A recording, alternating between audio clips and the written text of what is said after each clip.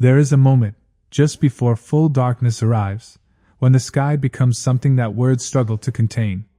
It is not quite blue anymore, and it is not yet black. It hangs in a deep, saturated violet, the kind of color that exists nowhere else in the natural world, a color that seems to have been mixed by something patient and immense, something that has been doing this every single evening for 4.5 billion years without pause, without error, without ever growing tired of the spectacle. In that suspended moment, the first stars do not so much appear as reveal themselves, as if they had been there all along, waiting quietly behind the brightness of the day.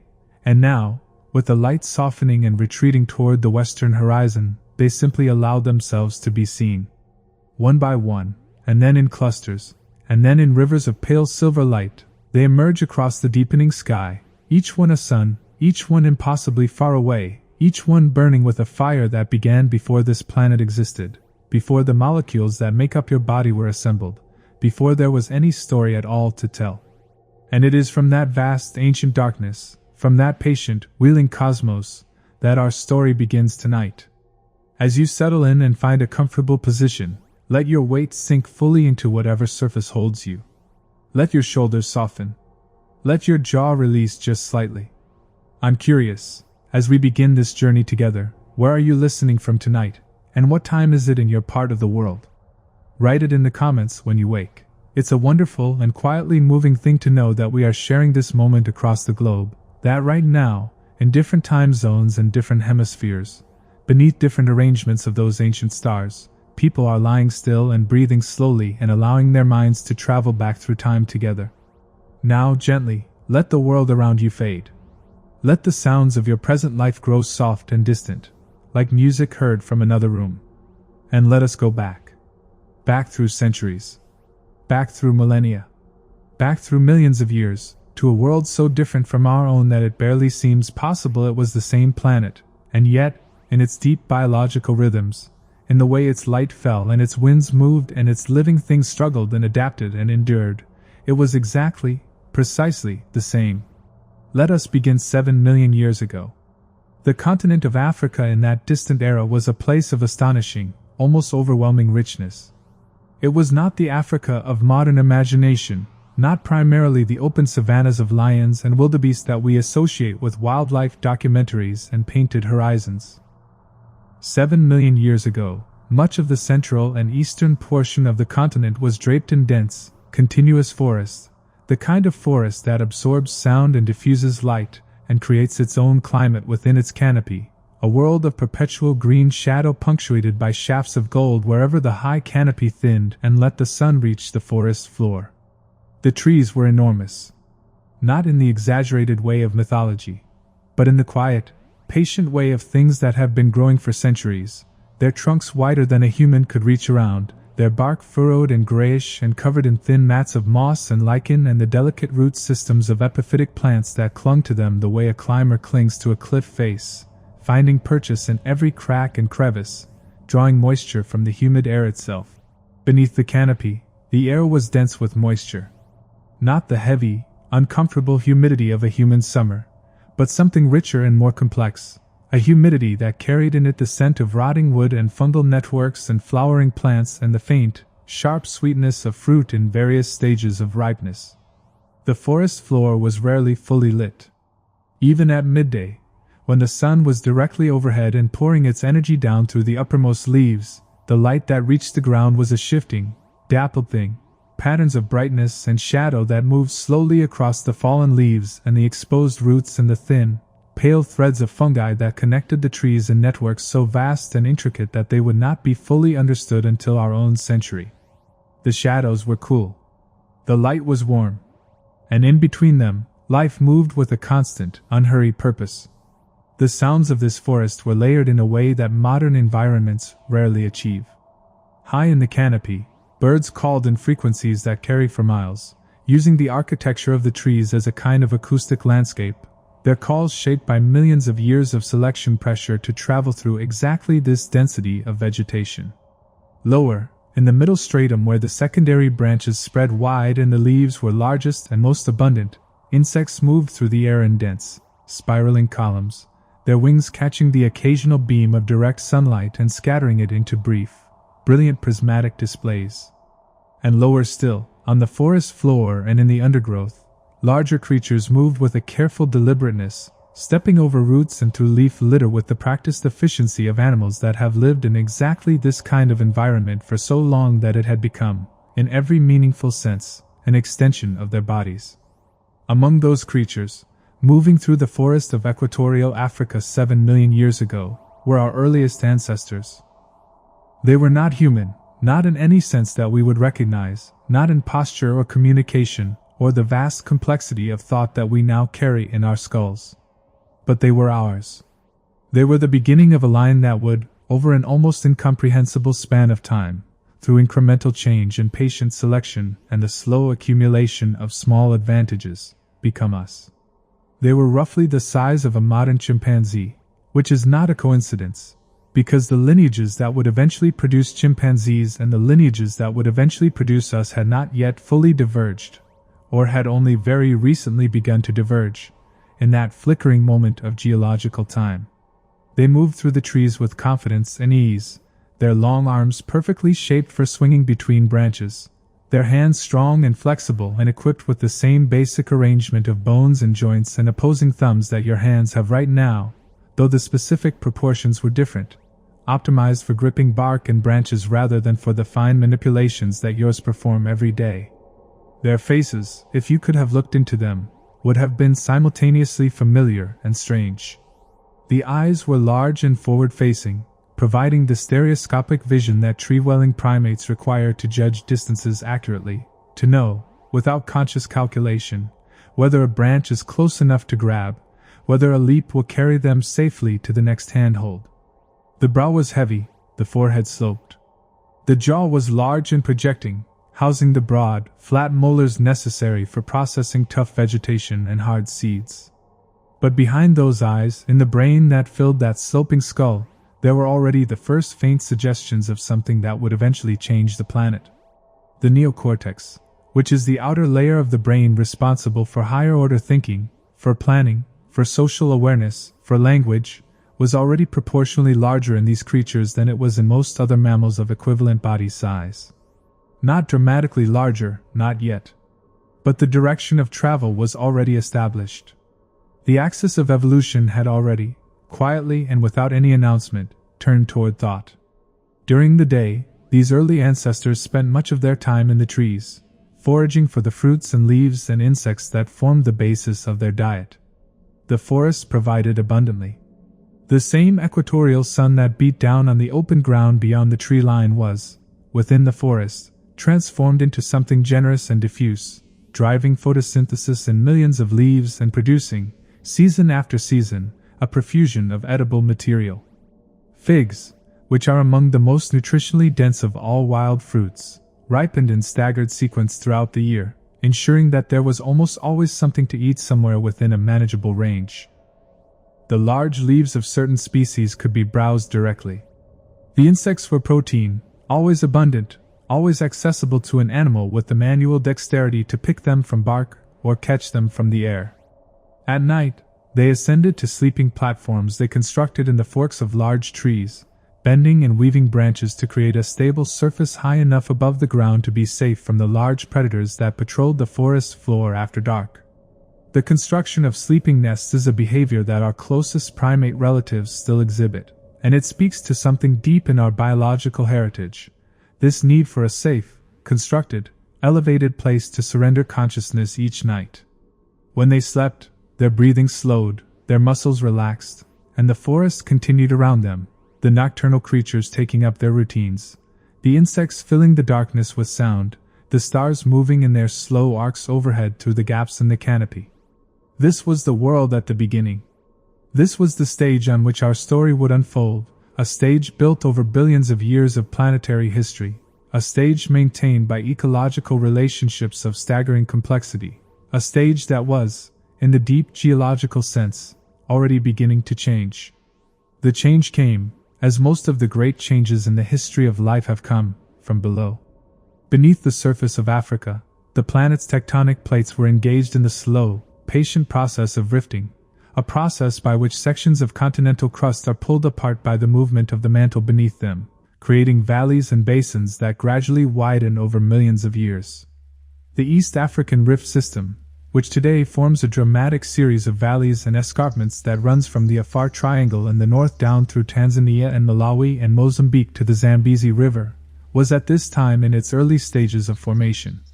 The rift was not yet the grand geological feature it would become, but it was already influencing the climate of the region in ways that would have enormous consequences for the creatures living there. As the rift slowly widened and the eastern portion of the African continent rose relative to the western, it began to function as a barrier to moisture-laden winds moving in from the Atlantic and the Congo Basin. The western side of the rift continued to receive abundant rainfall, and the forests there remained dense and continuous. But on the eastern side, in the rain shadow of the rising terrain, rainfall began to decrease. Not dramatically, not all at once, but incrementally, over tens of thousands of years, the climate on the eastern side of the rift became drier. The forest began to thin. In places where it had once been continuous, it became patchy, separated by widening corridors of more open vegetation. The canopy broke. The ground, which had once been entirely shaded and cool and moist, began to receive direct sunlight for longer and longer portions of each day. And in the light and the warmth, a different kind of plant community began to establish itself. Grass appeared at the edges of the thinning forest. Not the thick, tall grass of the mature savanna that would eventually come, but short, pioneer grasses, colonizing the newly illuminated ground with the quiet efficiency that grasses have demonstrated throughout their evolutionary history. They spread along the drainage channels and the rocky outcrops and the broad, shallow depressions where water pooled briefly during the rains and then evaporated in the dry season sun. They spread into the gaps between the isolated stands of trees. And with them came the herbivores that could eat them, and with the herbivores came the predators, and slowly, over hundreds of thousands of years, a new ecosystem was assembling itself, layer by layer, relationship by relationship, in the widening spaces between the trees. For our ancestors, this change presented something that evolution is always presenting to living things, a challenge that is simultaneously a crisis and an opportunity. The forest that had sustained them, that had provided food and safety, and the arboreal highways they moved along, was becoming less reliable. The fruit-bearing trees were more widely spaced. The canopy was thinner, the sleeping platforms harder to build in the scattered, smaller trees that remained. And beyond the forest edge, visible and audible and increasingly present in their sensory world, was this new, open landscape, rich in its own resources but also terrifyingly exposed, a landscape without the vertical safety of the trees, a landscape where the predators were large and fast and numerous. The response, over tens of thousands of generations, was gradual and multifaceted.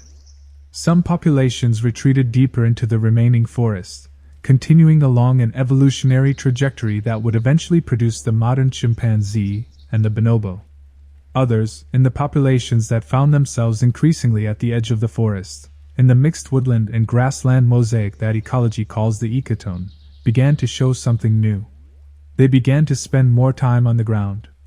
Not because they chose to, in any conscious sense, but because the selective pressures of their changing environment were beginning to favor those individuals whose anatomy and behavior allowed them to function more effectively in a terrestrial context. And of all the anatomical changes that would eventually come, one stood at the beginning of everything.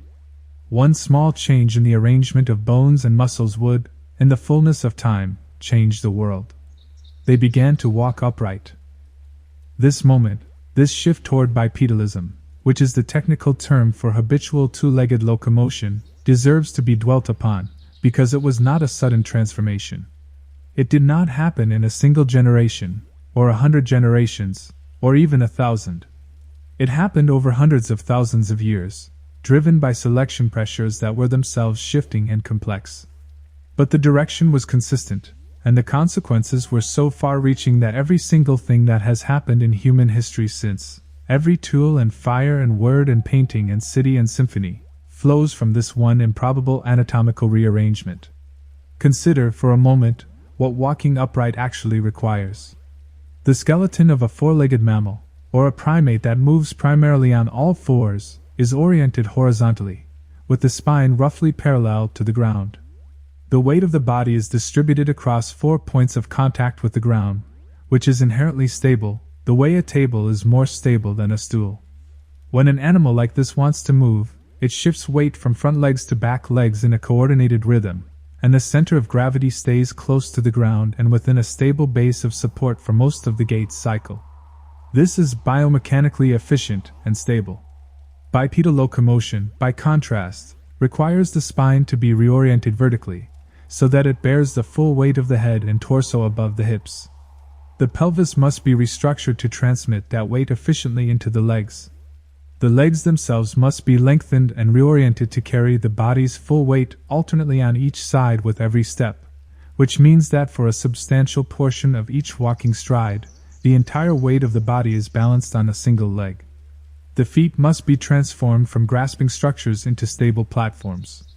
The big toe, which in a tree-climbing primate is offset and opposable like a thumb, must be brought into alignment with the other toes to create a more effective lever for pushing off the ground. The arch of the foot must develop to act as a shock absorber and energy storage device. The ankle must be stabilized. The knee must be able to fully extend. The hip must accommodate both the rotational forces of walking and the attachment of the large muscles needed to drive the leg backward with each stride. This is an enormous amount of anatomical reorganization, and each piece of it had to evolve incrementally, which means that at every intermediate stage, the anatomy had to work well enough for the animal to survive and reproduce. There was no designing this in advance, no blueprint, no intention behind the process. There was only the relentless, patient sorting of heritable variations by the criterion of reproductive success. Those individuals whose pelvis was slightly better configured for upright walking survived slightly more often, or reproduced slightly more successfully, than those whose pelvis was configured slightly less well. Over thousands of generations, those slight advantages compounded, the population shifted, and the anatomy changed. Our earliest bipedal ancestors, the ones that paleontologists have classified under names like Sahelanthropus cadensis and Ororhyntogenensis and Ardipithecus ramidus, were not efficient walkers by the standards of their later descendants. They were facultatively bipedal, meaning they could walk upright but also still spent significant time in the trees, their anatomy still retaining features that made them capable climbers. But they were on the path. The direction was established, and the earth beneath their changing feet was growing warmer and drier by slow, geological degrees. Picture them now, these early ancestors, moving through a landscape that was neither fully forest nor fully open grassland, but something in between, a mosaic environment of isolated trees and spreading grass and seasonal streams that ran brown and fast during the rains and shrank to disconnected pools during the dry months. The air in this landscape was different from the forest air. Drier. Brighter. On a clear day, the visibility extended for miles, over the low, scattered acacias and the golden grass and the distant blue hills that marked the rising terrain of the Rift Escarpment.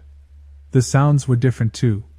The dense, close, layered soundscape of the forest gave way to something more exposed and variable, the wind through the grass, the calling of ground birds, the alarm barks of other primates in the remaining trees, and always, sometimes visible and sometimes only heard or scented, the large predators that made the open grassland their home. There were many predators. The Pliocene epoch, which began around 5 million years ago and would last until about 2.5 million years ago, was a time of enormous carnivore diversity in Africa. Saber-toothed cats with canines the length of a human hand hunted among the herds of early bovids and equids. Large hyenas, some bigger than modern lions, scavenged and hunted in groups. Eagles with wingspans wide enough to shadow an entire acacia tree patrolled the thermals, looking for young or vulnerable prey on the open ground. For a bipedal primate without speed, without the defensive armor of a buffalo, without the climbing ability that would allow it to simply escape into the trees, this was an environment that demanded constant vigilance, constant assessment of risk, constant communication among group members about the location of danger. And here, in the grinding pressure of predation risk in an exposed landscape, was one of the great forcing functions of social complexity, of communication, of the cooperative behaviors that would eventually become culture. A lone individual on the open grassland was deeply vulnerable. But a group, with eyes watching in multiple directions, with calls that could warn of approaching danger, with the possibility of collective defense, was substantially more survivable. The selection pressure therefore favored sociality, favored the cognitive and communicative capacities that allowed individuals to function effectively within groups, favored the ability to read the intentions and emotional states of other group members, to maintain alliances, to navigate the complex web of relationships that group living necessarily creates. The brains of our ancestors were growing. Not quickly, not in any single dramatic leap, but consistently, persistently, over millions of years. The ratio of brain size to body size was trending upward. The neocortex, that outer rind of gray matter responsible for the higher cognitive functions, was expanding.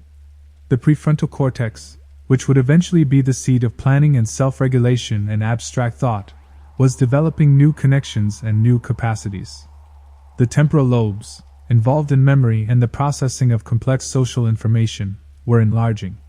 None of this was visible from the outside, and none of it produced any immediate, dramatic behavioral change that we can point to in the fossil record.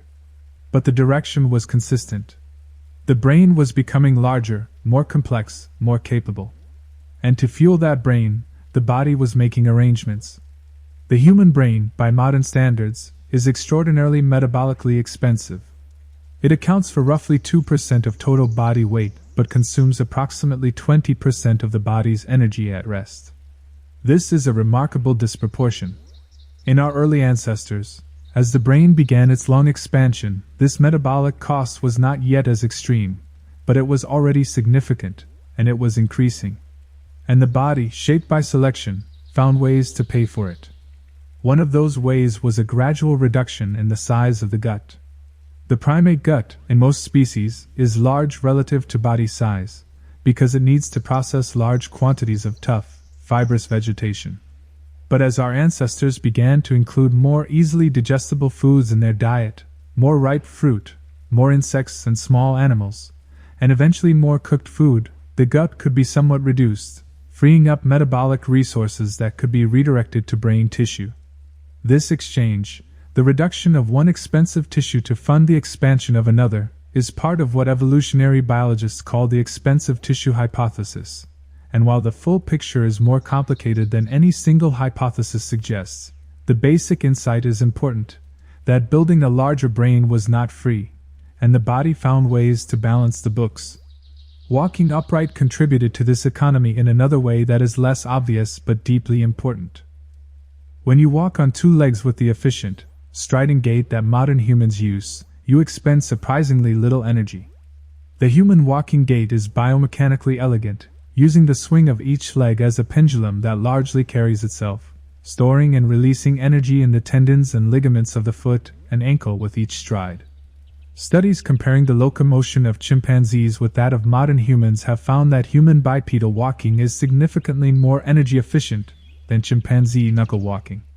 This efficiency mattered enormously on the open grassland, where food was more widely distributed than in the forest, and where covering large distances in search of resources was a daily reality. An ancestor who could walk farther for the same caloric investment had a significant advantage. The body that could cover ground efficiently could afford to grow a larger brain. But there was another advantage to upright posture that had nothing to do with locomotion efficiency, and this advantage operated through a mechanism that seems almost too elegant to be accidental, though of course it was not deliberate at all. When you stand upright in strong sunlight, the area of your body that is directly exposed to the sun is dramatically reduced compared to a quadruped. Your back is nearly vertical, not horizontal. The sun, coming from overhead during the hottest part of the day, strikes only the top of your head rather than the broad expanse of your back.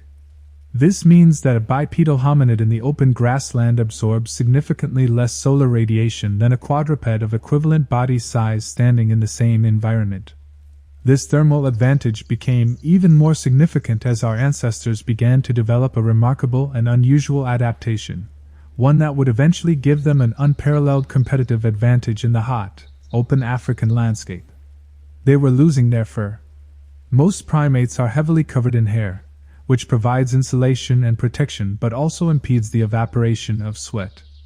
Our ancestors, over millions of years of evolution in environments where managing body heat was a constant challenge, gradually reduced their hair covering over much of the body. And as the hair reduced, the density of sweat glands in the skin increased dramatically. Modern humans have an extraordinary number of eccrine sweat glands, somewhere between 2 and 4 million of them distributed across the body surface, a density far greater than that found in other primates. When these glands are activated, they can produce remarkable quantities of sweat, which evaporates from the bare skin surface and carries heat away from the body with extraordinary efficiency. This combination, reduced hair, dense sweat glands, upright posture, and long, striding bipedal locomotion, created an organism with a thermoregulatory system unlike anything else on the African plains. On a hot day, when the sun was high and the temperature in the open grassland was pushing beyond what most large mammals could tolerate without overheating, our ancestors could keep running. They could maintain a steady, loping pace for hours, sweating freely, their bare skin radiating heat to the surrounding air, their body temperature staying within the narrow range that the brain requires to function properly. The lions rested in whatever shade they could find during the hottest hours. The wildebeest stood still and panted. But the hominids could keep moving. They could run the prey down through the heat of the day, not by being faster in a sprint, but by being more persistent, by outlasting their quarry through superior thermoregulation. This is persistence hunting, and it was one of the strategies that would eventually allow our ancestors to access the enormous nutritional resource of large animal meat, a resource that would in turn help fund the continued expansion of the brain. Feel the rhythm of that walking now, as you lie still. The slow, even cadence of those ancient feet on the dry grass, the slight sway of the torso, the swing of the long arms, the eyes scanning the golden horizon. This is the rhythm that lives in your bones, the rhythm that is so deeply embedded in your physiology that when you walk today, you are reenacting something 4 million years old. The bipedal stride, with its particular timing and its particular use of gravity and momentum, is part of what you are. And as you breathe slowly and let your body relax completely into the surface beneath you, there is perhaps something quietly comforting in that, in the knowledge that the deep architecture of your body is not new, that it was built by a process so patient and so persistent that it simply cannot be hurried, that you are, in the most literal sense, the product of an unbroken line of survivors stretching back through every generation and every extinction event and every climate shift for millions upon millions of years. By around 3.5 million years ago, the fossil record gives us our first well-documented bipedal hominid, the one we know as Australopithecus afarensis, which became famous to the general public through the discovery of a partial skeleton in Ethiopia in 1974, a skeleton given the name Lucy by the researchers who found her, after the Beatles' song that happened to be playing in their camp on the night of the discovery. Lucy was small, not much more than a meter tall, and her brain was not dramatically larger than that of a chimpanzee. But her pelvis and leg bones told a clear story. She walked upright. She walked on 2 legs. Her feet had a non-opposable big toe and an arch, feet shaped for walking on the ground rather than grasping branches. And in 1976, in the volcanic ash deposits at Laetoli in Tanzania, a discovery was made that communicated the reality of bipedal locomotion in these early ancestors with an immediacy that no dry bone could match. In a layer of ash deposited by a volcanic eruption 3.5 million years ago, preserved by subsequent rainfall and then burial and then millions of years of geological patience, there were footprints. 2 individuals walking side by side, their steps preserved in the hardened ash with extraordinary detail. The arch of the foot, the push-off of the big toe, the depth of the heel strike. They walk the way you walk. In a landscape that no longer exists, under a sky whose star positions have shifted over millions of years of galactic motion, 2 small, upright creatures walked together across a field of volcanic ash, and left behind them a record so intimate and so human that when the paleoanthropologist Mary Leakey first saw the prints emerging from the excavation, she reportedly stood for a long time in silence before saying anything at all. The world they walked through, those 2 figures in the ash at Laetoli, was already recognizably the world of the East African savanna. The big trees of the ancient forest were present here and there, marking the courses of seasonal rivers and the edges of rocky outcrops where water collected. But the dominant landscape was open, grassy, vast. The dry season sun heated the air above the grass to temperatures that shimmered and distorted the distant horizon. Dust devils spun briefly to life and died again. The volcanic mountain in whose shadow they walked was periodically active, and the ash that preserved their steps had fallen from an eruption just days or weeks before they passed. The air would have been slightly sulphurous, slightly acrid, the way the air near a struck match smells for a moment before the smell disperses. The grass around the ash deposit would have been coated in a fine gray powder. And still they walked forward together, their paths diverging briefly and then converging again, two small figures in an enormous landscape, moving with the steady, upright purpose that had been building in their lineage for millions of years. The Australopithecines, as the species to which Lucy and the Laetoli walkers belonged are collectively known, would persist in Africa for more than 2 million years. They were not a single, static species but a diversifying radiation, a branching and spreading of related forms that adapted to different habitats and exploited different dietary niches across the continent. Some species, like Australopithecus robustus and Australopithecus boisé, developed enormous jaw muscles and broad, flat molars adapted for processing very hard, fibrous plant material, seeds and tubers and tough vegetation. These robust Australopithecines were in some ways highly specialized and successful, but their evolutionary trajectory ultimately ended without direct human descendants. Others, in the lineage that would eventually lead to us, remained more generalist, exploiting a wider range of foods and, crucially, continuing along the trajectory of brain expansion. By around 2.5 million years ago, something new appeared in the fossil record. Stone tools. Small flakes and cores of rock, shaped by deliberate percussion, bearing the unmistakable marks of intentional manufacture. These are the oldest known stone tools, discovered at sites in Ethiopia and Kenya and dated to approximately 2.5 to 3 million years ago. They are called Oldowan tools, after Oldoway Gorge in Tanzania where many early examples were found, and they are not impressive by any modern standard of craftsmanship. They are simple flakes struck from cores of volcanic rock, sharp-edged pieces produced by hitting one stone against another at the right angle to detach a cutting flake. But they represent something transformative. They represent the first documented evidence that a creature on this planet was taking material from its environment and intentionally reshaping it into a form that did not exist in nature.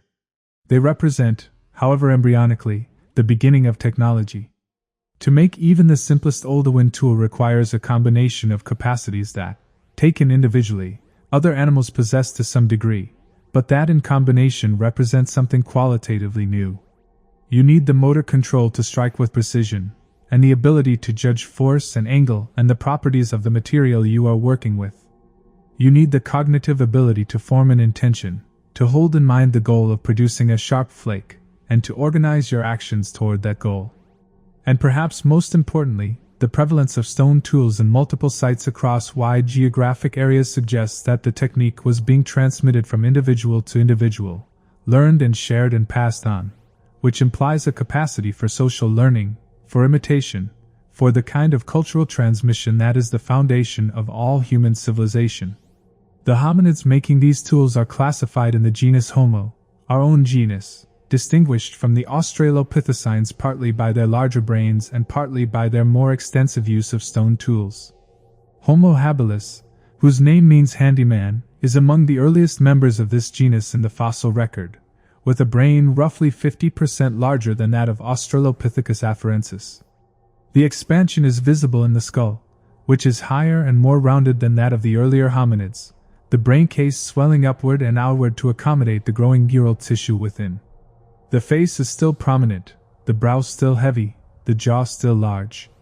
But the direction of change is unmistakable. The skull is becoming more like ours. Around the sites where Oldowan tools are found in abundance, the bones of large animals are also found, and many of these bones bear cut marks, the distinctive V-shaped grooves left by a sharp stone flake drawn across bone to remove meat. Our ancestors were butchering large animals. Whether they were hunting these animals or primarily scavenging them from the kills of larger carnivores is still debated among paleoanthropologists, and the answer was almost certainly that they did both, in proportions that varied with circumstance and opportunity. But they were accessing the meat and the marrow of large animals, and this access was providing them with a nutritional resource, high-quality protein and fat, that was directly supporting the continued expansion of the brain. Think about the marrow. Inside every long bone of a large mammal, within the dense cortical shell of the bone, is a cavity filled with marrow, a tissue extraordinarily rich in fat and in the fat-soluble nutrients that developing neural tissue requires. To access the marrow, you have to crack the bone, which requires a tool hard enough and heavy enough to overcome the remarkable toughness of cortical bone. Our ancestors, with their Oldowan percussion tools, were cracking the bones of animals as large as hippos and early horses and giant buffalo, extracting the marrow that other predators, with their carnassial teeth but without the cognitive ability to use stone hammers, had left behind. They were eating the marrow of animals that lions could not access. They were exploiting a niche that their intelligence, their tool use, had opened up for them. And in those calories, in that rich, fatty, nutrient-dense marrow, the brain was finding the fuel it needed to grow. Close your eyes now, if they are not already closed, and feel the weight of your head on the surface beneath you. That skull, with the brain it contains, is the product of this long, patient, and probable accumulation. Every gram of neural tissue, every synapse among the 86 billion neurons in your cortex, every pathway of association and memory and language and imagination, was paid for over millions of years by ancestors who cracked bones in the African heat and walked upright through the grassland and watched the sky for the shadows of eagles. The brain you are using right now to process these words, to form images of ancient landscapes, to drift gently towards sleep, is the culmination of an investment that began 7 million years ago and has never stopped compounding. By around 1.5 to 2 million years ago, the fossil record presents us with a hominid that is recognizably more like us, a species called Homo erectus, which persisted for an extraordinarily long time, from approximately 2 million years ago to as recently as 100,000 years ago in some parts of its range. Homo erectus was, by many measures, the most successful hominid species that has ever existed. It survived longer than any other member of our genus. It expanded out of Africa, becoming the first hominid species to colonize Asia and, ultimately, a vast swath of the Old World. And it achieved all of this before the invention of agriculture, before the development of symbolic language as we know it, before any of the cultural technologies that we usually associate with human success. Homo erectus was larger than its predecessors. The adults of some populations were as tall as modern humans, and substantially more robust, with heavier bones and larger muscle attachments suggesting a body built for sustained physical activity in demanding environments. The brain had continued to expand. The skull of Homo erectus, though still retaining the heavy brow ridges and the low, sloping forehead that distinguish it from modern humans, enclosed a brain averaging around 900 cubic centimeters, roughly double the brain size of the early Australopithecines and approaching, in some populations, the lower end of the modern human range. And Homo erectus had fire. Or rather, Homo erectus was associated with fire, first at sites in Africa, then in Asia and Europe, in a pattern that suggests either the controlled use of fire or at minimum the exploitation of naturally occurring fires, and eventually, the deliberate production of fire by striking sparks from stone. The evidence for the controlled use of fire by Homo erectus is found at sites like Chauvet Cave in South Africa, where burned bone and plant ash have been found in deposits dated to approximately 1 million years ago, and at Zhoukoudian in China, where evidence of fire use has been associated with Homo erectus remains from perhaps 500,000 years ago or more. Fire changed everything. This statement is so familiar that it risks becoming a cliché, losing its impact through repetition. But consider the actual dimensions of what fire provided to the hominids who learned to maintain and eventually produce it. First, heat in the environment, which extended the range of habitable climates far beyond the tropical conditions where our lineage originated. Second, light in the darkness, which extended the active period of each day, allowing activity after sunset and fundamentally reorganizing the social life of the group around the communal hearth. Third, protection from predators. Because fire is one of the very few things that large predators consistently avoid, making the area around a fire a dramatically safer place to sleep than any unprotected spot on the open ground. And fourth, and perhaps most transformative, in the long run, cooked food. The cooking of food does something to it that is not immediately obvious from a nutritional chemistry standpoint, but that has enormous consequences for the biology of the animal that eats it. Cooking denatures proteins, breaking the tight molecular bonds that hold them in their native configuration and making them more accessible to the digestive enzymes that break them down in the gut. It breaks down the cell walls of plant foods, releasing the starches and sugars within. It destroys many pathogens and parasites.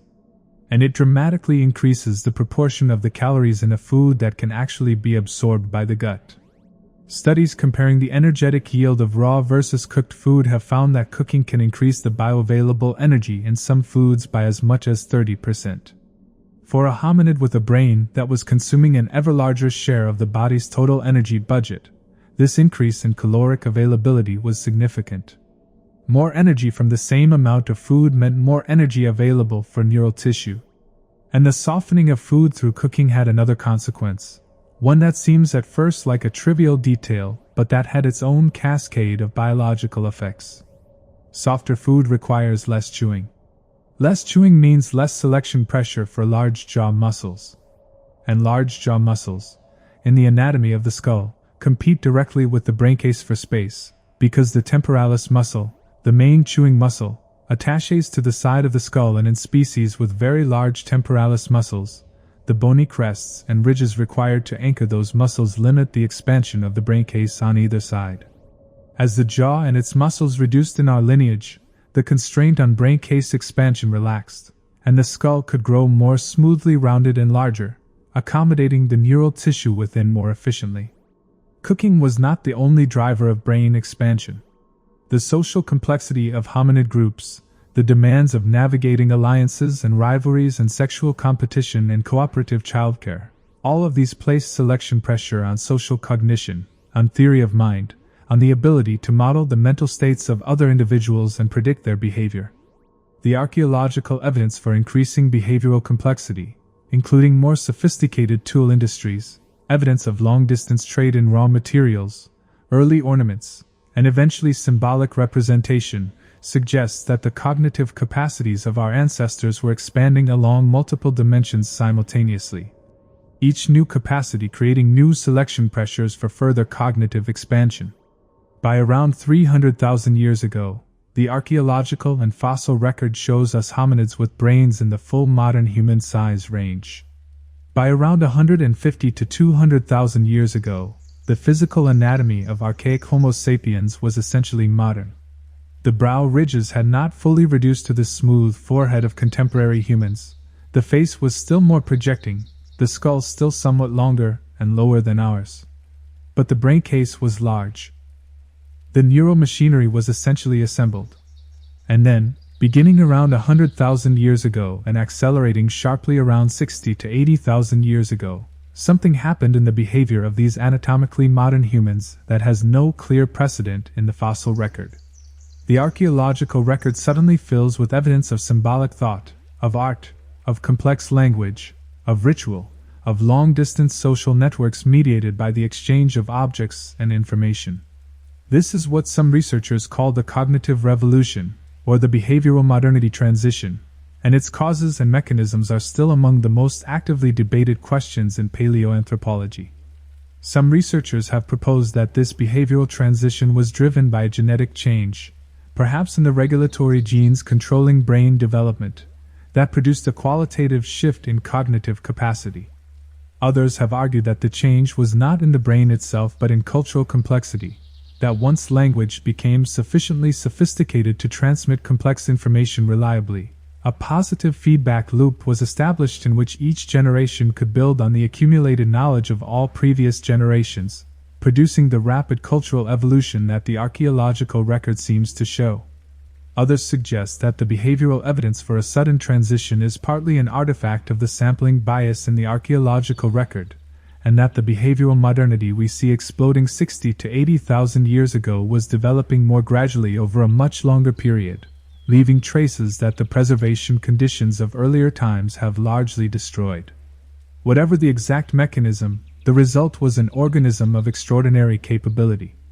These modern humans, moving through the landscapes of Africa and eventually spreading across the entire planet, were engaging in behaviors that had no equivalent in the natural world. They were making musical instruments from bone. They were mixing pigments and applying them to cave walls and images of animals so vivid and so skillfully rendered that when European explorers first encountered them in caves in France and Spain in the late 19th century, many refused to believe that prehistoric people could have made them. They were creating personal ornaments, shells with holes drilled through them for stringing, ochre nodules ground into powder for applying to the body. They were burying their dead, sometimes with offerings, in ways that suggest beliefs about death and what lies beyond it. They were doing, in short, the things that we do. They were being human. The hands that made these things deserve a moment of patient attention, because the human hand is among the most extraordinary structures in the biological world, and it is easy to take it for granted because it is always there, at the end of your arm, performing its tasks so fluently that most of the time it does not rise to conscious attention at all. Look at your hand, even in the dimness of where you are now, or simply feel it lying on the surface beside you or resting on your chest.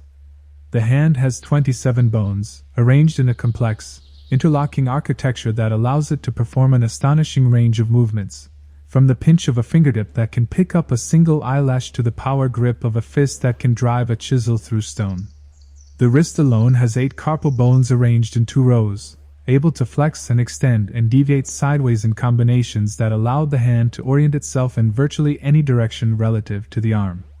The palm has 5 metacarpal bones radiating out to the 5 fingers, each finger a chain of 3 phalanges connected by joints that can flex and extend independently, allowing each finger to curl against the palm or extend outward or spread away from its neighbors. And the thumb, the opposable thumb that is the crowning feature of the human hand, is not simply a shorter, thicker finger placed to one side. It is anatomically distinct from the fingers, with a different set of muscles and a different joint architecture, including the saddle joint at the base of the thumb where it meets the carpal bones, a joint that allows the thumb to move in a wide arc across the face of the palm, pressing pad to pad against any of the 4 fingers in the precise, controlled contact that makes fine manipulation possible. The muscles that move the hand are numerous and complex, divided between the intrinsic muscles that lie entirely within the hand itself, producing fine, precise movements of individual fingers, and the extrinsic muscles that originate in the forearm and attach to the bones of the hand via long tendons that run through the wrist in fibrous sheaths. The coordination of these muscles, the precise timing and sequencing of their contractions to produce any given hand movement, is managed by a disproportionately large area of the motor cortex of the brain.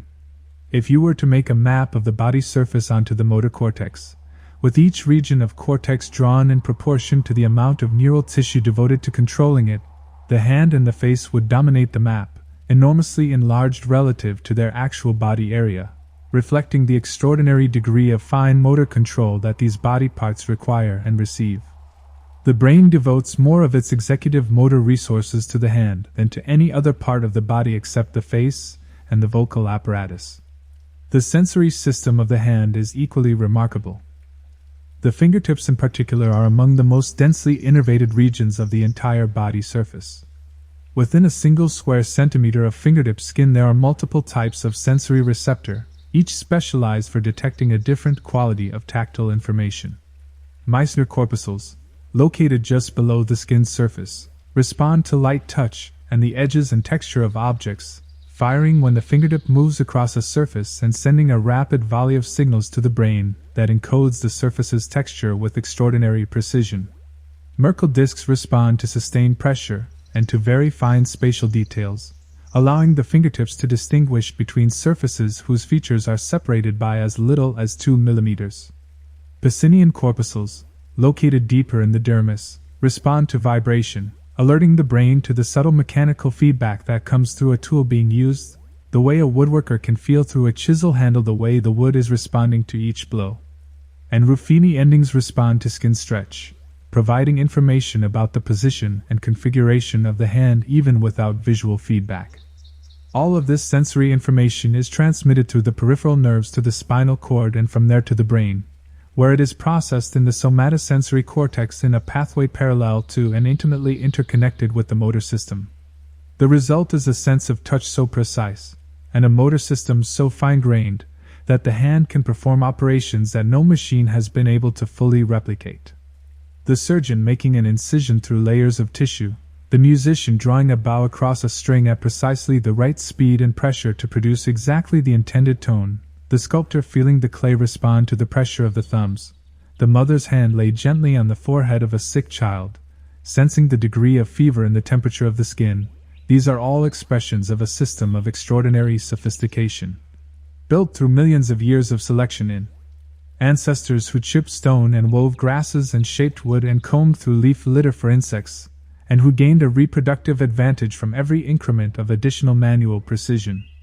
The same selection process that refined the hand was simultaneously refining the vocal apparatus, shaping the throat and the tongue and the lips and the respiratory system into the instrument of spoken language. The human larynx, which houses the vocal cords, is positioned lower in the throat than in other primates, a configuration that creates a larger resonating chamber above the vocal cords and allows the production of a much wider range of vowel sounds. This lowered larynx position has a cost. The human infant cannot breathe and swallow at the same time without risk of choking in the way that other primates can, but the payoff in the range and precision of sounds available for communication is enormous. The human tongue is extraordinarily muscular and flexible, capable of the rapid, precise movements required to produce the consonants that distinguish words from one another.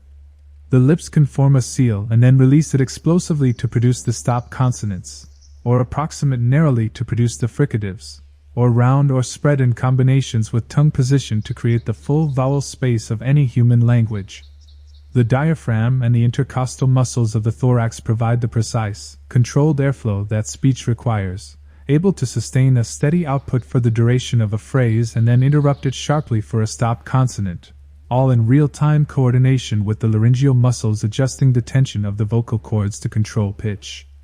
This apparatus, the articulate voice, the precise and flexible instrument for producing spoken sound, was the conduit through which everything that human minds created in the dark reached other human minds. Before writing, before images scratched on stone, there was speech, and in speech was the world. The stories told around the fire, the explanations of how to knap a particular kind of flint, the warnings about the behavior of a particular predator, the descriptions of water sources seen far to the north, the names of the ancestors and the narratives of what they had done, all of this lived in the spoken word, passed from mouth to ear across generations. A river of meaning that flowed continuously even as the bodies through which it passed were born and aged and died. The fire around which these words were spoken was the organizing center of human social life for hundreds of thousands of years. When we speak of fireside as a metaphor for warmth and community, and the sharing of stories, we are not being merely poetic. We are describing a physical and social reality that shaped the architecture of human cognition and human culture over such a long time that its influence is inscribed in our biology. The research of anthropologist Richard Wrangham and others has argued that cooking and fire fundamentally reorganized the hominid day, compressing the time needed for foraging and digestion and freeing up hours in the evening for social activity. If you compare the waking hours of modern great apes with those of modern humans in traditional societies, you find that apes spend an enormous proportion of their waking time simply chewing, processing the tough, fibrous, low-quality vegetation that forms the bulk of their diet. Humans, eating cooked food that requires less time to prepare and digest, have time left over, time that has been spent, across most of human history, in social interaction around the fire. The hearth was the school. It was the library. It was the courthouse and the theater. Around it, the knowledge of the group accumulated and circulated, the practical knowledge of how to survive in a particular landscape, and the less tangible knowledge of who we are and where we came from and what we owe to one another. The elders, who carried the most experience, sat closest. The children, learning everything through the constant absorption of watching and listening, hovered at the edges. The stories were told in the flickering light, and the firelight itself, with its constant motion and its warmth and its golden color, created the atmosphere in which the stories could be received, the relaxed, socially bonded, mildly hypnotic state that is perhaps the oldest form of the experience you are having right now, lying still in the warmth of your own environment, letting words carry you through time. Notice, perhaps, the heaviness of your eyelids. Notice the way your breathing has found its own slow rhythm. Notice how the thoughts that were present when you began listening have grown quieter, more distant, like the sounds of a distant city heard from a hillside, present but no longer pressing. This is the ancient path toward sleep, as old as the species, and every evening for hundreds of thousands of years, individuals have followed it, surrendering consciousness to the darkness and the warmth and the trusted voices of their group. The rhythm of the walk, returning to us now, that slow, steady, bilateral cadence, left foot, right foot, the gentle sway, the arms swinging in counterpoint, the eyes scanning the horizon. Feel it not as a physical movement but as a tempo, a background rhythm, the metronome of our species' history. Our ancestors walked it for millions of years before the first fire was lit. They walked it for millions of years after. And in some sense, we are still walking it, even lying still, our hearts beating in their ancient time, our lungs inflating and deflating in their ancient rhythm, our neural oscillations cycling through the frequencies that govern the transition from wakefulness to sleep. Let us go deeper into the story now, deeper into the time after the emergence of behavioral modernity, the period when fully modern humans, with their large brains and their complex languages and their remarkable capacity for cultural accumulation, began the process that would eventually produce every civilization that has ever existed. The period beginning around 100,000 years ago and running to roughly 10,000 years ago is called the Upper Paleolithic, or in Africa the Later Stone Age, and it is a period of extraordinary archaeological richness, a period in which the human mind, finally fully assembled and finally expressed through a sophisticated technology of cultural transmission, began to visibly reshape the world.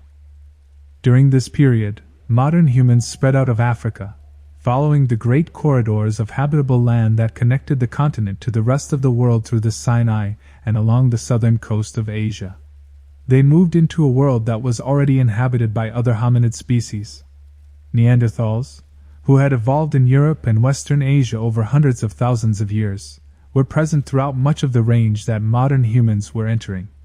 Denisovans, a related group known primarily from a handful of fossils found in a cave in Siberia and from their genetic traces in the genomes of modern Asian and Pacific Island populations, occupied parts of Central and East Asia.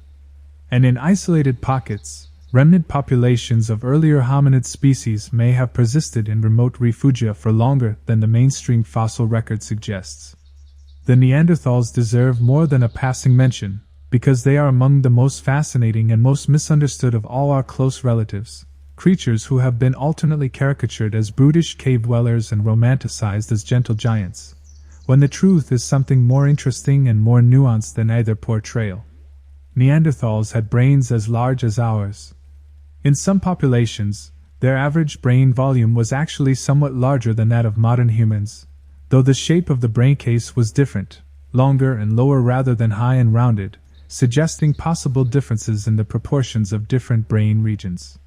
They made and used sophisticated stone tools, a technology called Mysterion, which represents a significant advance over earlier tool industries and required skill and knowledge to execute. They cared for their injured and elderly, as evidenced by fossil individuals who survived severe injuries or debilitating conditions for years, which implies that they were receiving care from others in their group rather than being abandoned. They buried their dead, in some cases apparently with flowers and other offerings. They controlled fire. They made personal ornaments, including perforated shells and eagle talons, which in some sites predate the arrival of modern humans in the region, suggesting that this behavior was independently developed rather than copied from anatomically modern humans. And they interbred with our ancestors. This is now known with certainty from ancient DNA analysis. The genome of every modern human whose ancestry lies outside of sub-Saharan Africa carries, on average, between 1 and 4% Neanderthal-derived DNA. The interbreeding events that introduced this DNA into the modern human gene pool occurred at various times and places during the tens of thousands of years when modern human populations were expanding into regions where Neanderthals lived. Some of the Neanderthal-derived genetic variants that are present in modern human genomes have been shown to affect immune function, contributing adaptations to specific pathogens that were common in Europe and Asia. Others affect skin and hair characteristics. Others have been associated with aspects of sleep and circadian rhythm physiology, a detail that feels somehow appropriate to the moment, that as you drift towards sleep, you carry within your genome traces of people who have been gone for tens of thousands of years, whose descendants are not separate from us but continuous with us. The Neanderthals were gone by around 40,000 years ago. The exact reasons for their extinction are still debated. Direct violent competition with expanding modern human populations, who had greater demographic flexibility and cultural innovation rates, is one factor that likely played a role. Competition for resources, in which modern humans, with their superior social networks and information-sharing technologies, may have consistently outcompete Neanderthals during the climate fluctuations of the late Pleistocene. Disease transmission, from modern human populations that had been in contact with a wider range of pathogens and had developed immunological defenses that Neanderthals lacked. Climate change, as the Ice Age progressed through a series of cold phases that contracted the habitable range of the animals that Neanderthals depended on. The reality was almost certainly a combination of all these factors, working together over thousands of years to reduce Neanderthal populations until they were no longer demographically viable. Their passing was the end of something. For the entire span of human prehistory up to that point, there had been multiple hominid species sharing the planet, occupying different ecological niches and geographic ranges but present together in the world. For the first time in millions of years, after the extinction of the Neanderthals and the Denisovans and whatever other archaic forms may have persisted into the late Pleistocene, only one kind of human remained. The world was not yet conscious of itself in any way that language could capture, but something had changed.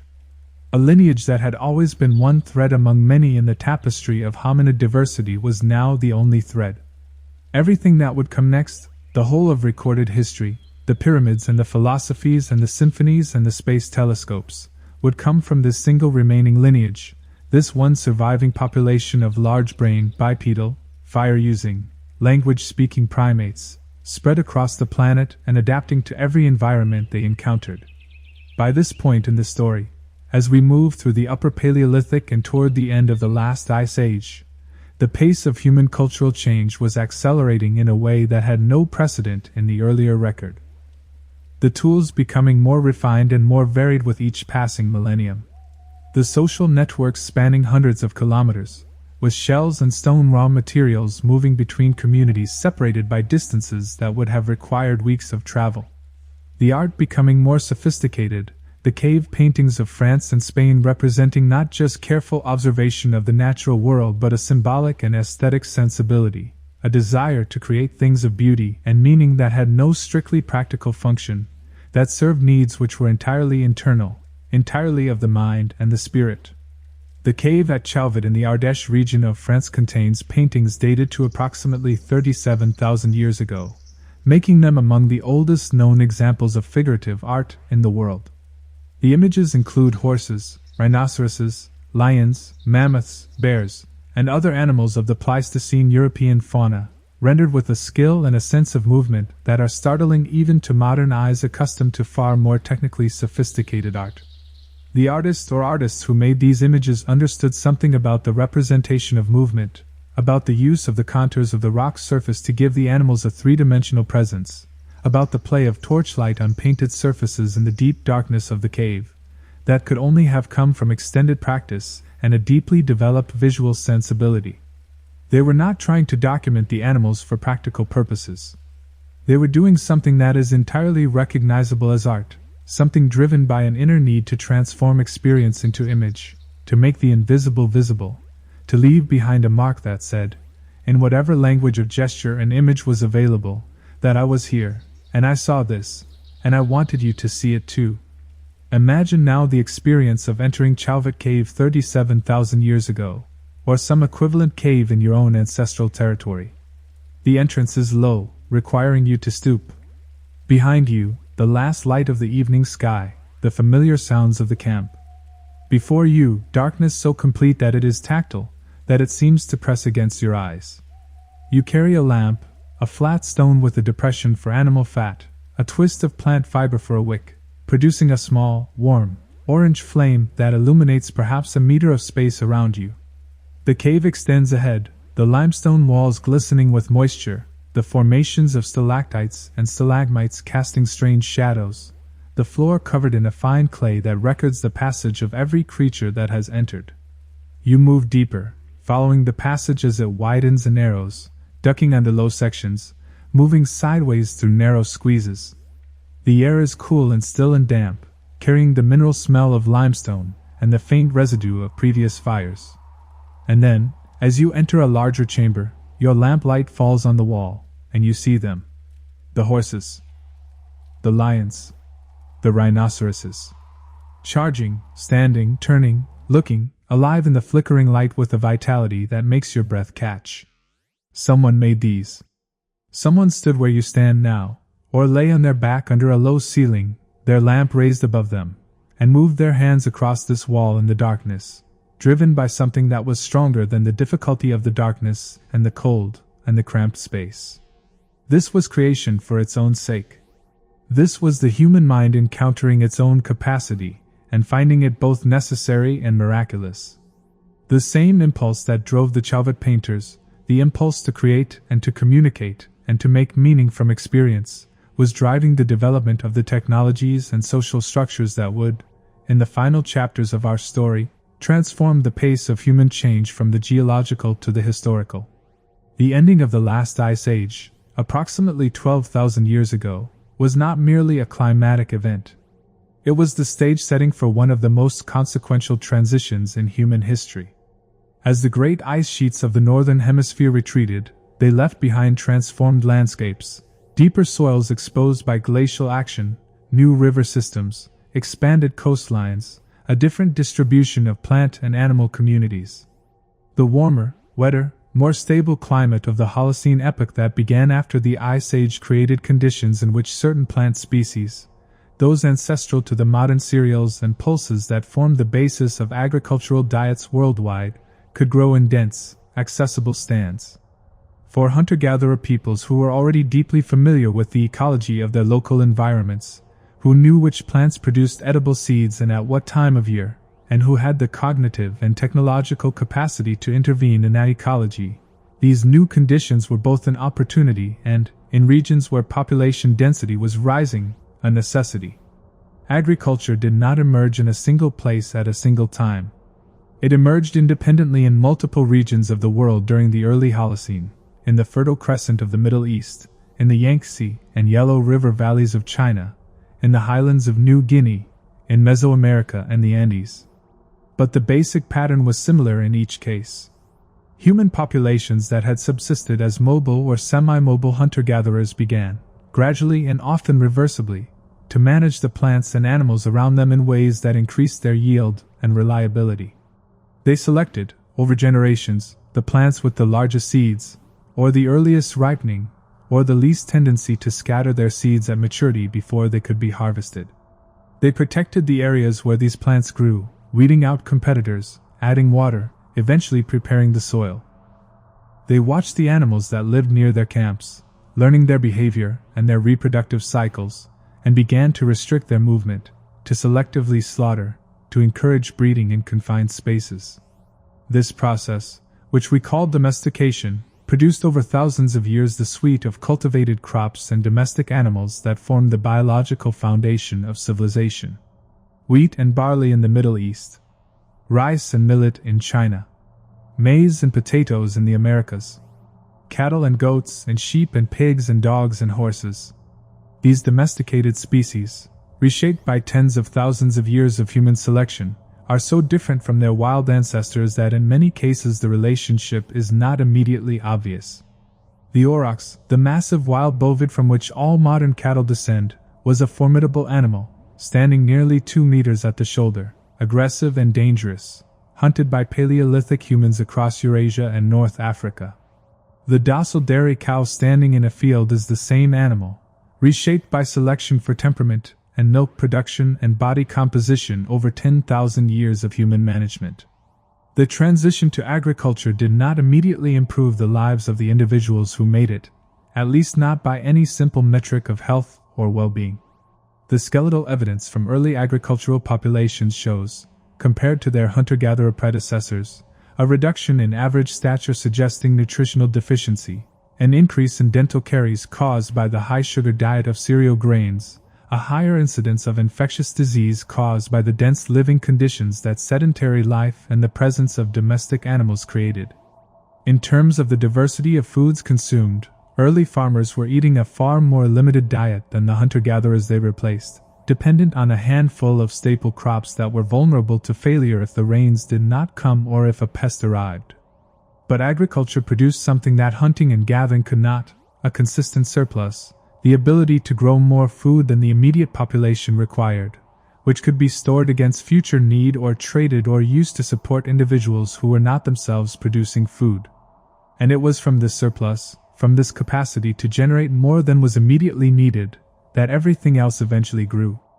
The surplus fed the specialist, the potter who made the storage vessels, the weaver who made the cloth, the smith who worked the metal, the scribe who recorded the transactions, the priest who interpreted the will of the forces that controlled the rain and the harvest, the soldier who protected the granary. The surplus, accumulated and controlled, was the material basis of social stratification, of hierarchy, of the state. By 5,000 years ago, in the river valleys of Mesopotamia and Egypt, where the annual flooding of the great rivers deposited the silt that made the soil extraordinarily fertile and allowed agricultural surpluses of unusual size, something that we can recognize as civilization had emerged. Cities with populations of tens of thousands. Writing systems that could record not just the practical transactions of commerce but eventually history, myth, poetry, law, and medicine. Monumental architecture. Organized religion. Systematic warfare. Bureaucracy.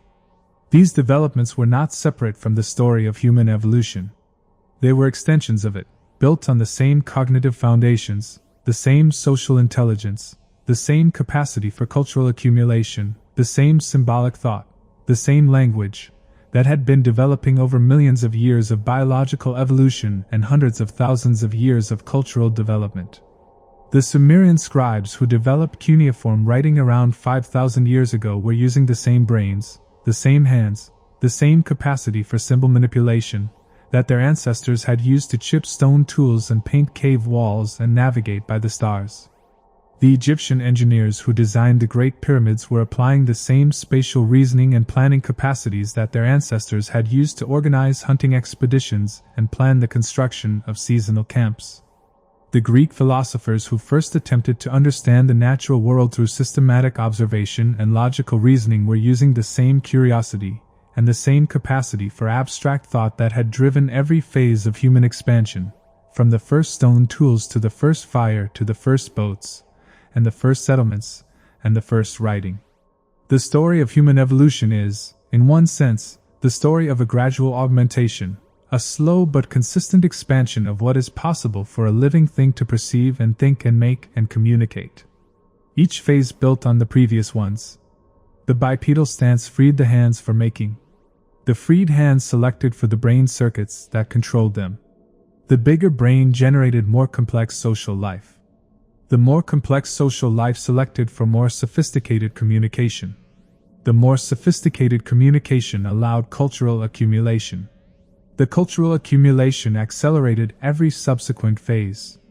And somewhere in this long cascade of feedbacks and selections and accumulations, the universe acquired an observer capable of reflecting on its own existence, capable of asking not just where the next meal is coming from but where it all began, and what it means. You are that observer.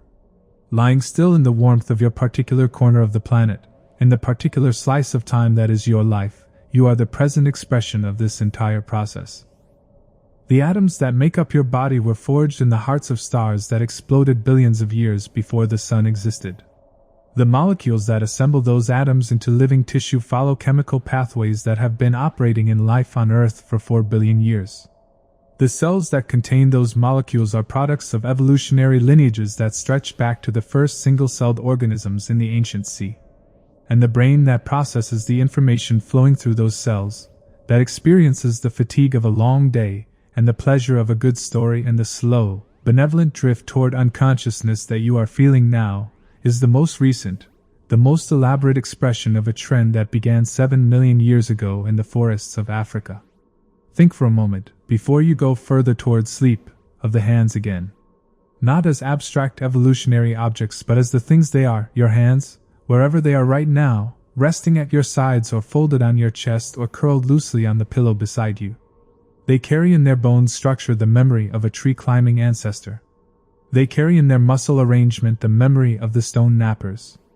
They carry in the fine motor pathways of their cortical representation the accumulated selection pressure of every human who ever used their hands to make, or to mend, or to comfort, or to create. And they are resting now, still and quiet, their work for today complete.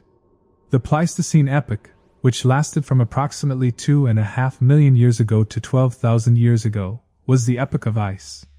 During this long period, the Earth's climate cycled repeatedly between glacial periods, when ice sheets advanced from the poles to cover vast portions of the northern hemisphere, and interglacial periods, when the ice retreated and the climate warmed. These cycles, driven by small variations in the Earth's orbital parameters, known as Milankovitch cycles after the Serbian scientist who first described them mathematically, repeated on timescales of roughly 20,000 to 100,000 years, and they profoundly shaped the environments in which our ancestors lived and evolved. During the cold phases, the ice sheets locked up enormous quantities of water, causing sea levels to drop by as much as 120 meters below their current positions. At glacial maximum, land bridges appeared between regions that are now separated by water. Britain was connected to continental Europe. The islands of Indonesia were connected to mainland Southeast Asia in a broad landmass that geographers call Sunda. The present-day Bering Strait between Siberia and Alaska was dry land, and across this bridge, the ancestors of the indigenous peoples of the Americas made their way into the New World, following the game animals that were themselves expanding into newly available habitat as the ice retreated at the end of the last glacial maximum. These repeated climate cycles were not merely hardships to be endured. They were, in a very real sense, part of the driver of human diversity. Each major climate shift changed the distribution of habitable environments, expanding some populations and contracting others, separating groups that had been in contact and forcing them to adapt independently to new conditions, then reconnecting them when the climate shifted again. This oscillation, isolation followed by reconnection, repeated over millions of years, contributed to both the diversification of human populations and through the interbreeding that occurred when previously separated populations came back into contact, to the genetic and cultural mixing that has always been one of the great sources of human innovation. The diversity of modern human populations, which spans differences in average height, skin pigmentation, facial morphology, lactase persistence into adulthood, resistance to particular diseases, and thousands of other traits, is entirely recent in evolutionary terms. All living humans share a common ancestor who lived within the past few 100,000 years. The genetic differences between any two human populations alive today are trivially small by the standards of species diversity. A study comparing the genetic diversity within chimpanzee populations in a single African forest found more genetic variation than exists among all 7 billion plus humans on Earth. This is not because humans are all the same. It is because all living humans are very recently related, descendants of a population that went through one or more severe bottlenecks in the past 100,000 years, events that dramatically reduced the total human population and thereby the genetic variation within it. This means that the incredible range of human cultures, languages, belief systems, artistic traditions, and social organizations that exist in the world today, the 6,000 to 7,000 languages currently spoken, the thousands of distinct cultural traditions, the enormous variety of ways that humans have organized themselves into families and communities and states. All of this diversity exists on top of a layer of deep biological and cognitive commonality. The same basic neural machinery, the same capacity for language and for social learning and for symbolic thought and for emotional bonding, underlies all of it. The Inuit hunter on the sea ice and the Amazonian horticulturalist in the rainforest and the Korean software engineer in Seoul and the Malian pastoralist following his herd across the Sahel are running the same fundamental operating system, a system assembled over millions of years of evolution, capable of learning and performing any of the thousands of distinct human cultural programs that have been developed across the globe and across the millennia. Language, the river that carries all of this cultural information, is perhaps the most astonishing product of human evolution. To speak even the simplest sentence is to perform an act of extraordinary complexity. You must select from a mental lexicon of tens of thousands of words. You must arrange those words according to the grammatical rules of your language, rules so complex that linguists have been studying them for centuries and still have not produced a complete formal account of any natural human language. You must coordinate the muscles of your diaphragm and larynx and tongue and lips in a precisely timed sequence of contractions. You must monitor your own output in real time, comparing what you intended to say with what you are actually producing, and correcting discrepancies on the fly. And you must do all of this while simultaneously monitoring the face and body language of your interlocutor, updating your model of what they understand and what they are feeling and what they are likely to say next, and adjusting your communication accordingly. All of this happens in real time, so quickly and so automatically that it does not feel like an achievement at all. It feels like just talking. The neural circuits that support language are distributed across multiple regions of the brain, connecting the areas involved in auditory processing, in motor control, in semantic memory, in grammatical processing, in the representation of the social context in which communication takes place. Damage to a region in the left frontal lobe called Broca's area produces a characteristic difficulty in producing grammatically well-formed speech while leaving comprehension relatively intact. Damage to a region in the left temporal lobe called Wernicke's area produces a different pattern, fluent but semantically incoherent speech, where the grammatical structure is preserved but the words chosen do not convey the intended meaning. These and many other lesion studies, together with decades of neuroimaging research, have revealed a picture of language processing as an activity that engages a broad network of brain regions, all working in concert, all contributing different aspects to the final product. The evolution of this network is a subject of active research and debate. Language leaves no direct fossil record, because words do not fossilize. But indirect evidence from the fossil record, including the anatomy of the skull base, which reflects the configuration of the airway, and the preservation in some fossils of the hyoid bone, which anchors the tongue musculature, suggests that the vocal apparatus was approaching its modern configuration by the time of Homo erectus or earlier. And the behavioral complexity visible in the archaeological record of the later Paleolithic, the long-distance trading networks, the complex tool production techniques that must have been taught and learned verbally, the evidence for planning and coordination of large-scale activities, all of this strongly suggests that sophisticated language was present well before the first written records. When we try to imagine what those first human conversations sounded like, we are trying to peer through a darkness that no lamp can illuminate. The words are gone. The accents are gone. The specific meanings and the specific emotions and the specific relationships that gave them context are all gone, dissolved back into the atoms that now make up other things entirely. What we have is the architecture. We have the skulls with their expanded Broca's areas. We have the hyoid bones in the shape of modern human hides. We have the tools and the ornaments and the paintings that someone made and that imply the existence of minds capable of making them, minds not fundamentally different from our own, and we can sit with that implication and feel something in it that is not quite nostalgia, because we cannot miss what we never knew, but is perhaps close to kinship. A recognition of something shared across the uncrossable distance of time.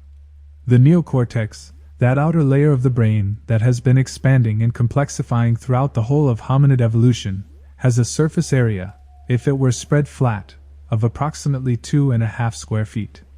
To fit this large sheet of neural tissue within the skull, it is deeply folded, the folds creating the characteristic wrinkled appearance of the brain that is familiar from images in textbooks and from the preserved brains of post-mortem examinations. These folds, which are called gyri on the raised surfaces and sulci in the valleys between them, allow the large surface area to fit within the compact volume of the skull. And the different regions of this folded sheet, distinguished by their cytoarchitecture, by the specific types and arrangements of neurons within them and by the specific patterns of connections they maintain with other brain regions, perform distinct functions. The prefrontal cortex, occupying the forward portion of the frontal lobe, just behind the forehead, is the region most associated with the capacities that seem most distinctly human: planning and self-regulation, the ability to evaluate the consequences of potential actions before taking them, the ability to delay gratification in service of longer-term goals, the ability to maintain a representation of self in relation to others and to modify behavior based on social norms and expectations. Damage to the prefrontal cortex in humans produces personality changes, impulsivity, difficulty planning, reduced capacity for self-regulation, while leaving many specific cognitive abilities intact. The prefrontal cortex is the last region of the brain to complete its development in individual humans, reaching full maturity only in the mid-20s, which is one reason that adolescents and young adults show characteristic patterns of risk-taking and impulsivity.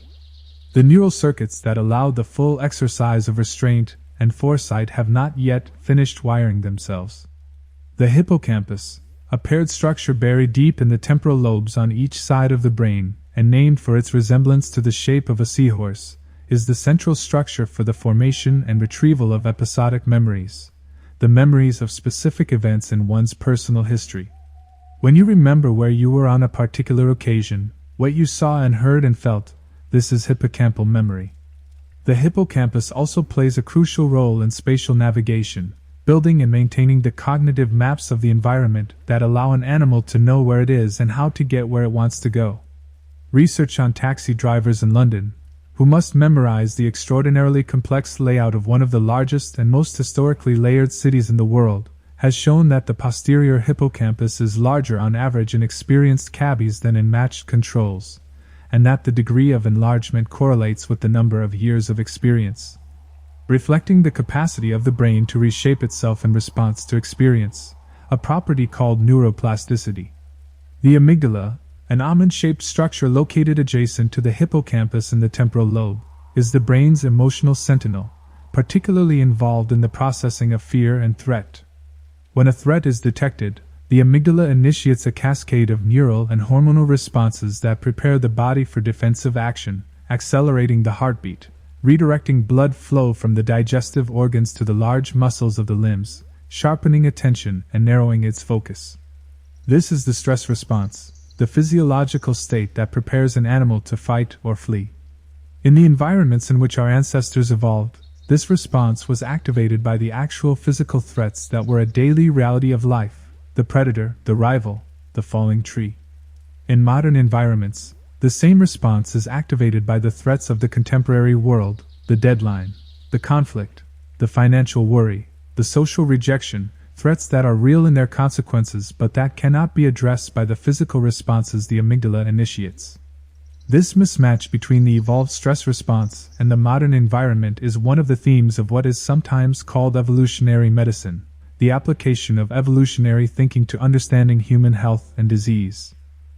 Many of the most prevalent chronic diseases of the modern world, heart disease, type 2 diabetes, obesity, anxiety disorders, depression, autoimmune conditions, are at least partly understood as expressions of this mismatch, consequences of living in an environment radically different from the one in which our biology was shaped.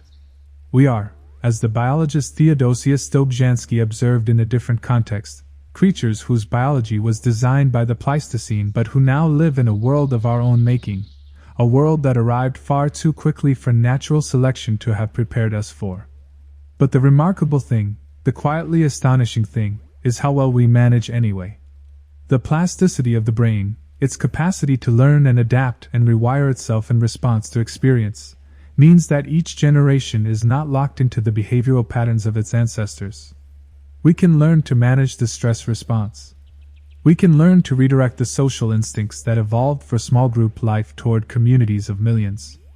We can take the pattern recognition and narrative construction capacities that evolved to make sense of the physical and social environment of the savannah and use them to do mathematics, to write novels, to compose music, to understand the physics of the cosmos. The mismatch is real, and its costs are real. But so is the flexibility, the capacity to take the ancient machinery and run new programs on it, programs that no evolutionary process anticipated or prepared for. The story of human evolution is not complete. It is ongoing. The forces of natural selection continue to act on human populations, though their character has changed substantially in the modern world, where infant mortality from infectious disease is dramatically lower than in the Paleolithic, where food scarcity is much less common in many populations, where cultural practices mediate the relationship between genetic variation and reproductive success in complex ways.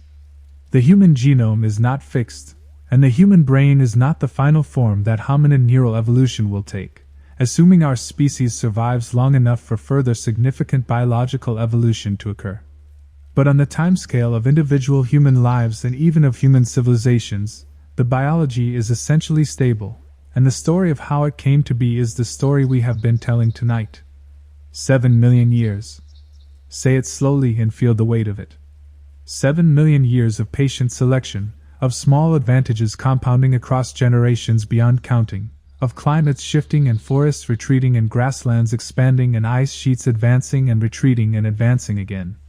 7 million years of ancestors who survived when they could have died, who found food when food was scarce, who built relationships that sustained their groups through hard seasons, who taught their children what they knew and who listened when the elders spoke. 7 million years of hands making things, of voices carrying meaning across the distance between one mind and another, of eyes watching the patterns of stars and the behavior of animals and the way water moves through a landscape, learning, always learning, the world they found themselves in. And at the end of all of that you, lying still, breathing slowly, your enormous brain quieting its daytime business, its planning and worrying and calculating, and preparing to do something it has been doing every night of your life, every night of every human life back to the beginning of the species and before, the great daily surrender of consciousness, the nightly dissolution into the restorative darkness of sleep. During sleep, your hippocampus will replay the events of the day, consolidating them from short-term to long-term memory, weaving them into the fabric of your autobiography. Your glymphatic system, a network of channels in the brain that expands during sleep, will flush away the metabolic waste products that accumulate in neural tissue during waking activity, including the amyloid proteins whose accumulation over years is associated with cognitive decline. Your immune system will perform its maintenance work. Your muscles will release the accumulated tension of the day. And your mind, freed from the demands of waking reality, will move through the strange, vivid, emotionally resonant narratives of dreaming. Dreams are still not fully understood. They appear to serve functions related to memory consolidation and emotional processing.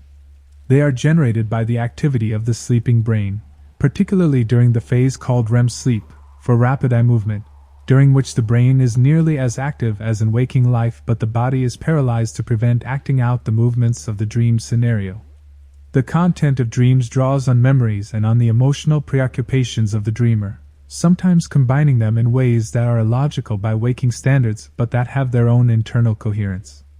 Whether dreams are merely epiphenomenal, the experience of a brain busy with other work, or whether the narrative experience of dreaming itself serves a function, is an open question. Our ancestors dreamed too. In many traditional cultures, dreams were understood as communications from the spirit world, as prophecies, as visits from the ancestors. The interpretation of dreams was a specialized skill, practiced by shamans and healers and priests across cultures so diverse and geographically distant that the parallels in their approach to dreams suggest something deep in the human response to the nocturnal images of the sleeping mind. The same brain that produces the efficient, rational analysis of a waking hunter trying to track prey produces, in sleep, the strange, boundary-dissolving, emotionally amplified theater of dreams. Both are expressions of the same neural machinery, operating in different modes, serving different but complementary functions. As you approach sleep now, your brain is beginning to show the characteristic changes in electrical activity that mark the transition from wakefulness. The high-frequency, irregular oscillations of the alert, active brain are giving way to slower, more regular waves. Alpha waves, at frequencies of 8 to 13 cycles per second, appear when you close your eyes and relax. As drowsiness deepens, slower theta waves, at 4 to 7 cycles per second, become more prominent. And as you pass into light sleep, the brain produces characteristic brief bursts of activity called sleep spindles, and the slow, rolling oscillations deepen into the delta waves of deep, restorative sleep. Each stage in this progression represents a different mode of neural processing, a different configuration of the neural circuitry, a different quality of experience that blurs and dissolves as sleep deepens toward the dreamless dark. The temperature of your body is dropping slightly, as it does every night, the core temperature falling by about 1 degree Celsius over the first few hours of sleep. The melatonin released by your pineal gland in response to the darkness has been circulating in your blood for an hour or more, binding to receptors throughout the brain and body that regulate the timing of sleep and other circadian functions. The adenosine that has been accumulating in your brain since you woke this morning, building up as a byproduct of neural activity and creating the increasing sensation of sleepiness that is sometimes called sleep pressure, is now being cleared as the neural activity that produces it slows. The homeostatic drive towards sleep that has been building throughout the day is meeting the circadian signal that marks the hours of darkness as the body's designated time for rest, and together they are carrying you toward the great nightly dissolution. This moment, the moment of falling asleep, is one of the most universal and most intimate of all human experiences. Every human who has ever lived has known it. Every version of our species, the early Homo sapiens in the cave, the Neanderthal by the fire, the Homo erectus in the open, the Australopithecine in the tree, has known the daily surrender of consciousness, the letting go that sleep requires. It is older than language, older than tools, older than fire. It is woven into the deepest architecture of the vertebrate nervous system, a rhythm as ancient and as fundamental as the rhythm of the tides. The rhythm of the walk, one final time, carrying us gently home. Left, right. Slow and steady. The grass sighing in the evening wind. The fire at the camp's edge, warm and steady. The stars overhead, the same stars that burned above every ancestor who ever surrendered to the dark, rearranged by the slow turning of geological time but present, always present, the fixed background against which the brief light of any individual life is played out. The footsteps growing slower now. The weight of the body settling. The eyes closing against the firelight. We have walked a long way tonight. From the forest edge where the first biped stood and looked out at the grassland 7 million years ago, to the savanna of the Australopithecines, to the fire circles of Homo erectus, to the painted caves of the Upper Paleolithic, to the first fields of grain and the first cities and the first writing. We have walked through the anatomy of the hand and the architecture of the brain and the physics of the human gait and the chemistry of sleep. We have visited the Neanderthals and the Denisovans and the dreamers in the dark, and we have arrived, at last, here. Here where you are. The present moment. The familiar weight of your body. The familiar sound of your own breathing.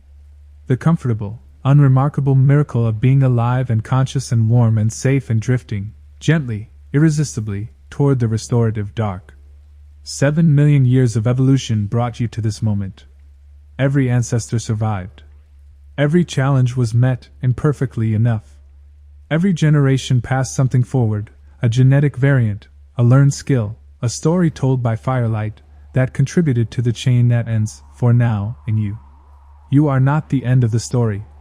You are the latest chapter in a story that has no foreseeable end, a story that will continue in your children and your children's children and in all the generations that come after, carrying forward the ancient machinery in new configurations, running new programs on the old hardware, doing things that we cannot imagine just as our ancestors could not have imagined this, a voice speaking from a machine, carrying words across the planet in an instant, reaching you wherever you are and telling you, in the quiet of the night, the story of where you came from. Sleep well now. Let the story settle into you, layer by layer, the way sediment settles in a still lake, each layer thin and quiet and adding to the whole. Let the 7 million years rest in your bones. Let the ancient rhythm of the walk become the rhythm of your breathing, slow and steady, in and out. Let the fire dim to embers. Let the stars wheel overhead in their patient arc. Let the grassland be still. As you drift further into sleep, I leave you with one last thought, a question you can carry into the soft country of your dreams. Of everything we have walked through tonight, every threshold crossed and every adaptation made and every moment of invention and connection and creation, what part of our long journey calls most deeply to you? What moment in the 7 million years feels most alive, most resonant, most like something you recognize? Sleep on that question. You may find, in the morning, that some part of you has already begun to answer. Sleep well, wherever you are in the world. The same darkness that holds you holds us all. And I will see you in the comments.